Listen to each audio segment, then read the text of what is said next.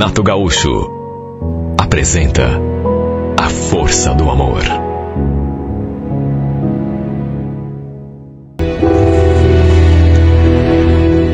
Quando meu marido veio me contar que seu irmão e a esposa dele iam passar uns tempos ali na nossa casa, confesso que eu fiquei bem incomodado. Fiquei mesmo. Não gostei. Apesar de saber que eles estavam passando por dificuldades. Ele, por exemplo, tinha perdido o emprego e, como se fosse pouco, ela estava grávida de 7 meses. De modo que eles precisavam de ajuda. Eu sabia disso, mas sei lá, eu não gostei. Puxa vida, podiam ter ido para a casa da mãe da Raquel, por exemplo. Seria o mais natural, principalmente porque, repito, ela estava grávida e já de 7 meses. De mais a mais, a nossa casa era tão pequena. Se fosse uma casa imensa, com vários quartos, só que não. Só tinha 2 quartos. Inclusive, era no quarto que a gente usava para guardar as tralhas da gente, que eles iam ficar acomodados. O Sérgio disse que seria por pouco tempo, até o seu irmão estabilizar-se. Enfim, apesar do meu descontentamento inicial, fiquei quieta, né? Até porque jamais impediria meu marido de ajudar o irmão, principalmente naquele momento que ele tanto estava precisando de ajuda. Olha, eu sabia tão pouco da vida desses dois, porque nunca fomos assim próximos. Só depois, por exemplo, é que eu fiquei sabendo que o Beto e a Raquel não moravam numa casa que fosse deles. Desde que ela descobriu que estava grávida, tinham passado a morar de favor na casa da irmã da Raquel.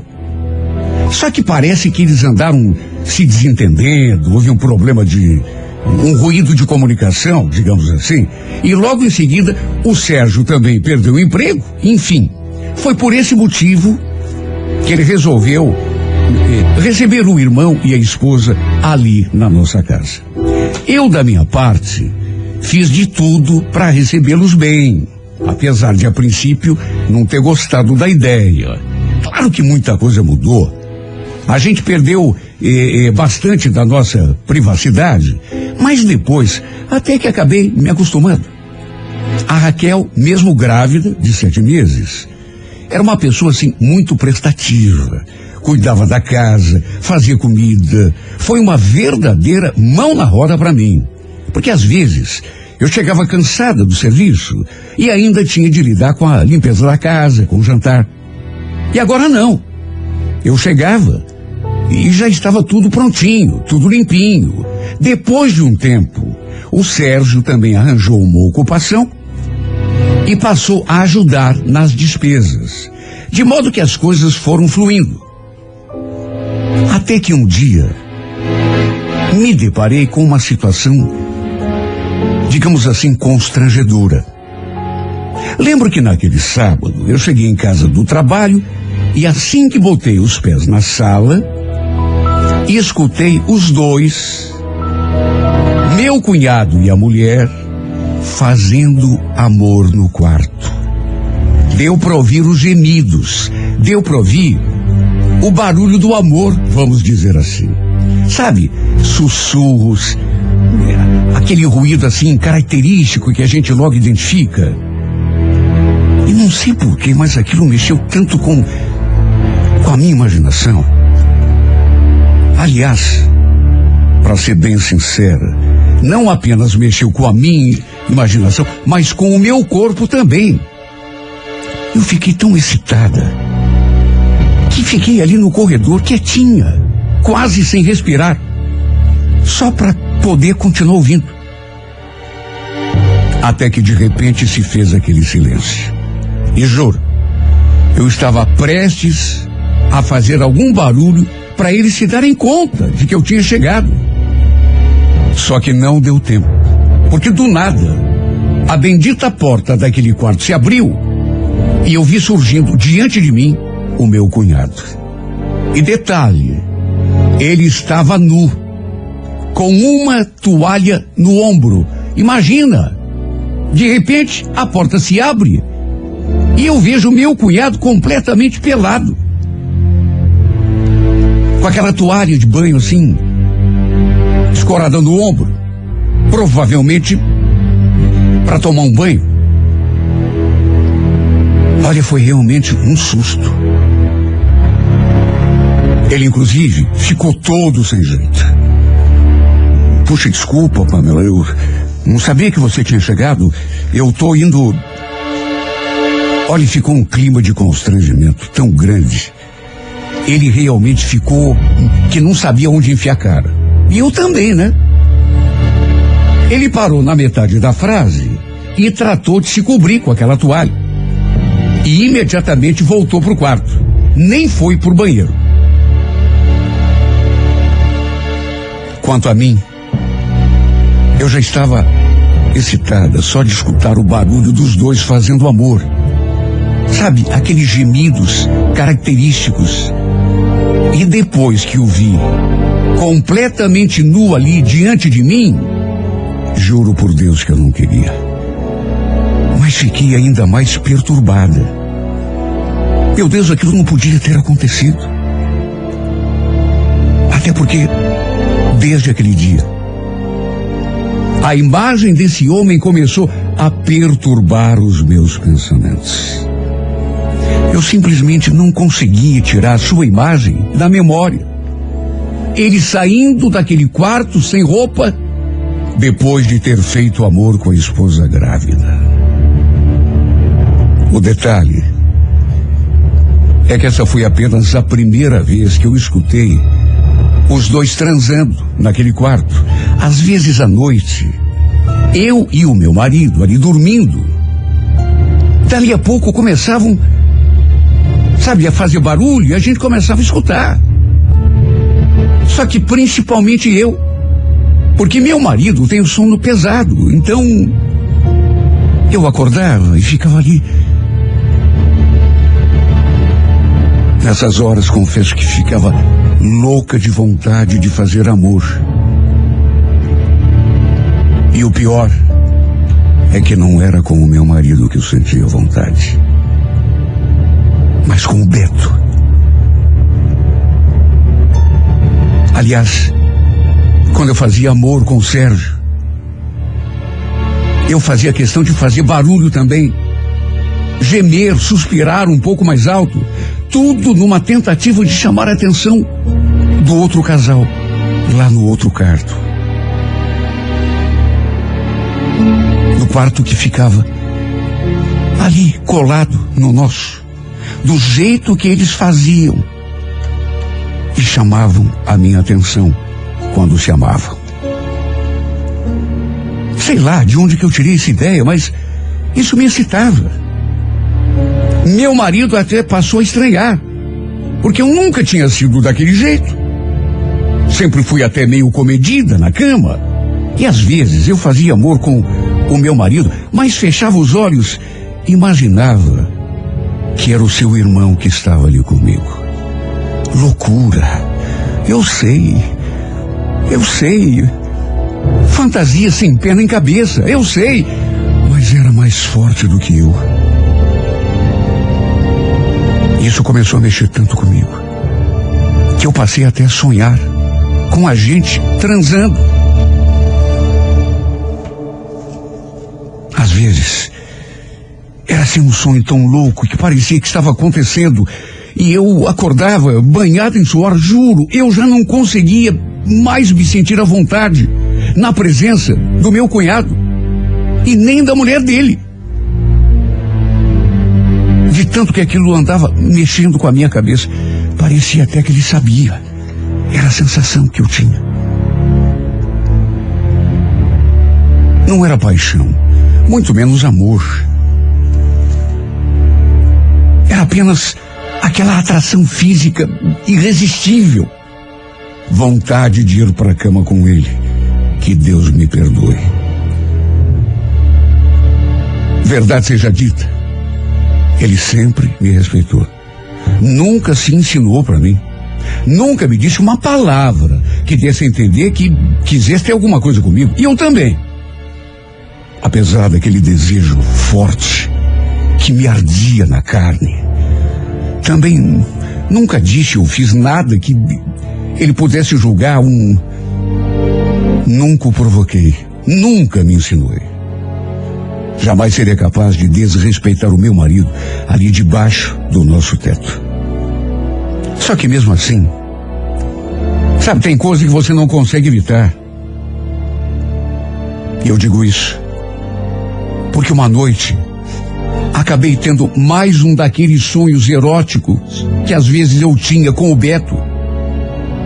E tudo parecia tão real. A sensação que eu tinha era de que estava acontecendo o mesmo. Às vezes eu acordava e tinha dificuldade de saber onde estava, de tão real que era. Só que nessa noite, mais do que gemer ou sussurrar, acabei tendo a infelicidade de pronunciar o nome do meu cunhado várias vezes enquanto sonhava. Tanto que despertei com o meu marido me chacoalhando ali na cama. Assim que abri os olhos, ele estava em cima de mim, me fuzilando com o olhar. Que é isso, Pana? Será que eu vi direito? Você estava sonhando com meu irmão? Com o teu... Não. Por que isso? Por quê? Porque você repetiu o nome dele várias vezes. Só por isso. A gente começou a discutir. Porque, segundo ele, eu ficava roçando o corpo assim, na cama, e nele mesmo, enquanto sonhava.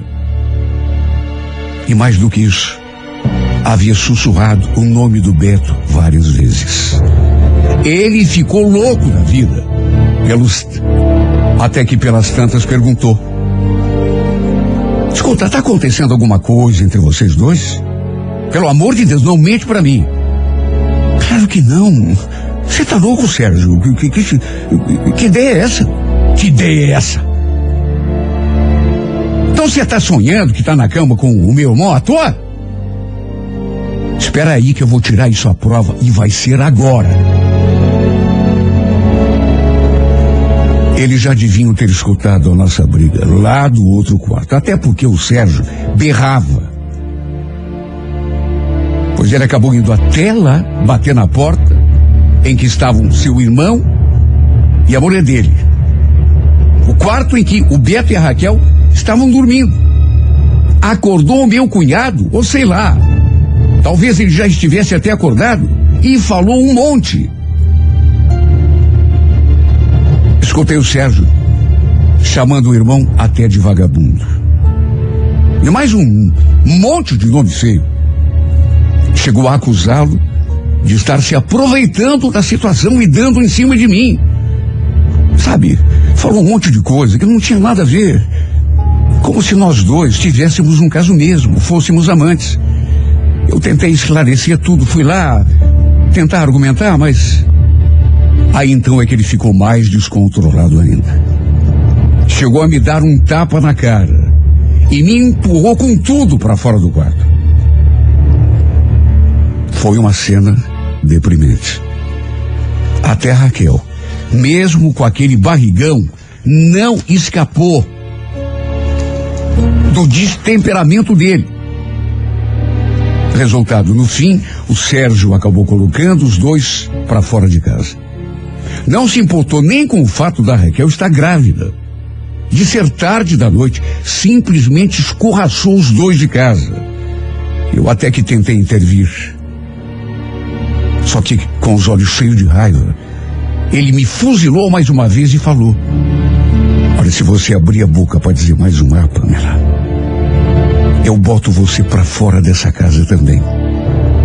Tá me ouvindo? Sabe, na hora, num impulso, até por estar com a consciência pesada, porque o irmão dele, na verdade, não tinha culpa. Na verdade, nem eu. No calor do momento, e magoada por aquilo que ele tinha dito, eu acabei respondendo de um jeito que talvez... Pois então você não precisa nem se incomodar. porque eu saio com as minhas próprias pernas.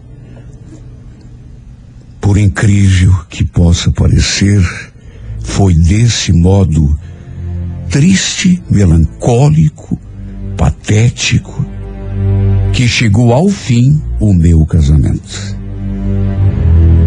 Na verdade, nem éramos casados de fatos, no papel. A gente apenas morava junto. Fazia tempo.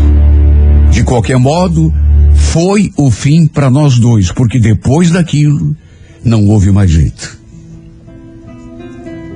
Tudo por causa de um sonho, de um desejo que gerou o sonho, mas de um desejo que eu nunca alimentei,